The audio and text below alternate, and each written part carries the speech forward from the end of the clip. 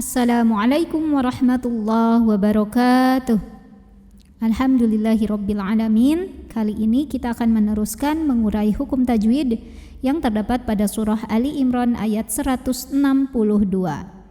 Disimak sampai akhir karena nanti di ujung akan ada pertanyaan seputar tajwid. Dan jawaban untuk pertanyaan hari kemarin akan ditemukan pada menit ke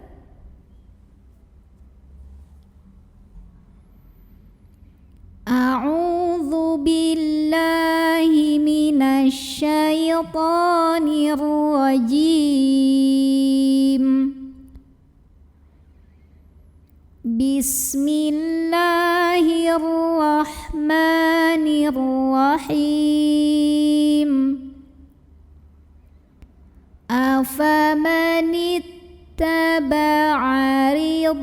Taba'arid. Huruf ra dibunyikan secara tarqiq karena ra berbaris kasrah. Maka bacanya tipis, pangkal lidah datar, jadi suaranya lebih ringan ya. Rib. Nah, huruf bodnya punya sifat yang tidak memiliki lawan, namanya sifat istitalah, yang artinya ada suara memanjangnya. Afamanit wa ini dihukumi dengan mad tabi'i karena ada alif yang didahului baris fathah. Maka cara bacanya adalah waw yang fathah ini kita panjangkan sepanjang 2 harokat saja. Ridwanallah. Lam pada lafaz Allah dibunyikan secara tafkhim karena huruf sebelumnya nun berbaris fathah. Maka cara bacanya adalah ditebalkan, pangkal lidah dinaikkan. Jadi bunyinya Allah bukanlah. Ridwanallah. Kemudian alif lamnya namanya alif lam syamsiyah. Karena alif lam ketemu sama huruf syamsiyah yaitu lam. Maka cara bacanya adalah alif lam ini dilewatin, tidak perlu dibaca ya. Jadi dari nun langsung kita masukkan ke lam berikutnya. Oleh karena itu alif lam syamsiyah biasa juga disebut dengan idgham syamsi. Ridwanallah. Allah mad asli atau mad tabi'i karena ada baris fathah tegak di atas huruf lam. Maka cara bacanya lam yang barisnya fathah panjang ini dipanjangkan 2 harokat saja. Ridwanallahi kamam. Berikutnya di sini ada hukum iqlab karena ada nun sukun yang ketemu dengan huruf ba. Maka cara bacanya nun sukun ini dibunyikan diganti ya bunyinya dengan bunyi mim sukun. Jadi yang tadinya kaman jadi kamam, jadi m disertai dengungan. Nah, jadi kita menahan bunyi m-nya. Kamam. Nah, tapi dalam mendengungkan ini ada 2 versi pendapat. Yang pertama adalah yang dengan merapatkan bibir ya. Mendengungkan merapatkan bibir tapi bibirnya tidak lengket ya, tidak menekan ya. Jadi hanya sekedar nempel tapi lunak ya. Kaman. Dan pendapat kedua adalah dengan merenggangkan bibir kurang lebih 1 helai kertas. Kaman. Lalu di sini saya pakai yang mana? Saya pakai yang merapatkan bibir. Kaman ba. Berikutnya di sini ada hukum mad wajib muttasil. Karena ada mad tabi'i yang ketemu dengan hamzah dalam satu kata yang sama. Mad tabi'inya adalah alif yang didahului fathah. Kemudian hamzahnya yang a dalam satu kata yaitu kata ba ya. Maka cara bacanya adalah dipanjangkan boleh 4 boleh 5 harokat ya, tidak boleh 2. Kaman ba'a bisa khatim. Berikutnya di sini ada hukum idgham bi gunnah. Karena ada tanwin kasrah yang bertemu dengan huruf mim. Maka tanwin kasrah ini dileburkan ke mim, masukin ke mim, disertai dengungan. Jadi ini bukan bisa khotin tapi bisa khotim M dan tahan bunyi M-nya ya. Masuk secara sempurna ke mim, artinya ini secara praktek idghamnya kamil, sempurna. Bisa khotim minallah.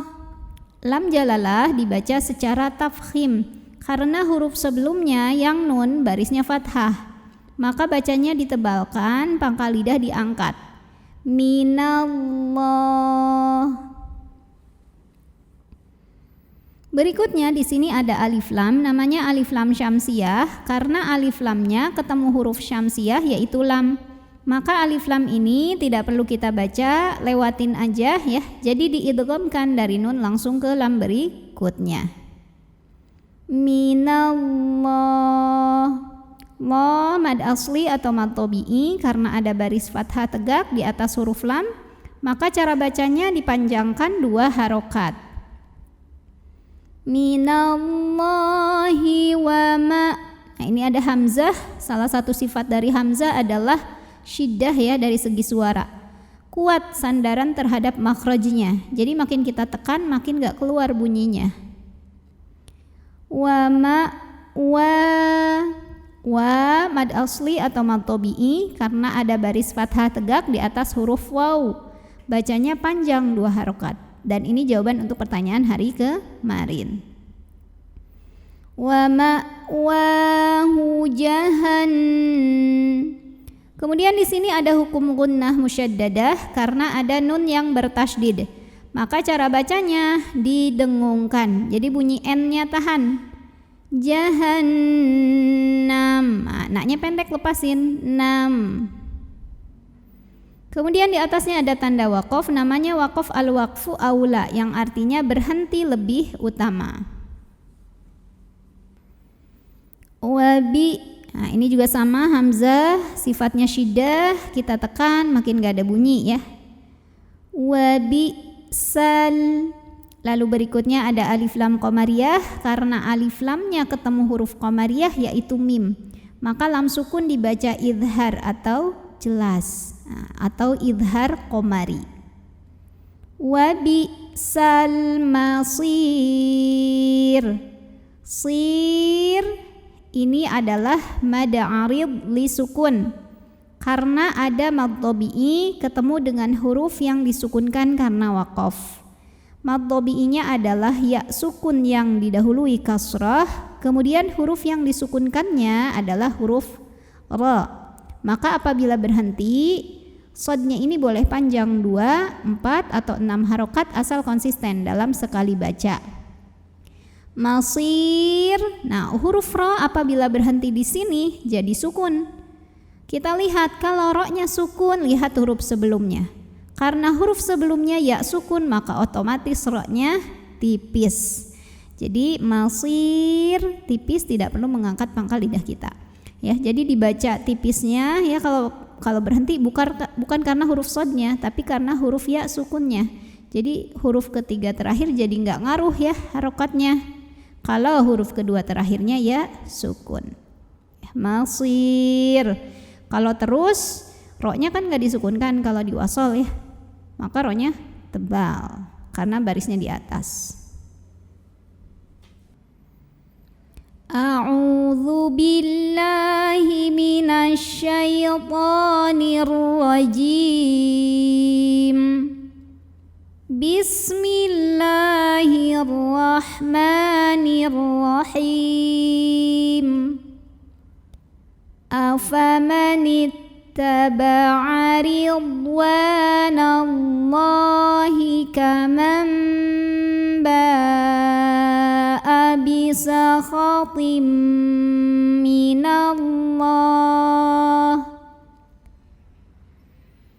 minallahi wa ma'wahu jahannam wa bi'sal masir. Pertanyaan untuk hari ini, coba sebutkan nama hukum dari yang saya tunjukkan ini. Nama hukumnya apa, sebabnya apa, dan bagaimana cara bacanya. Shadaqallahul azim. Wassalamualaikum warahmatullahi wabarakatuh.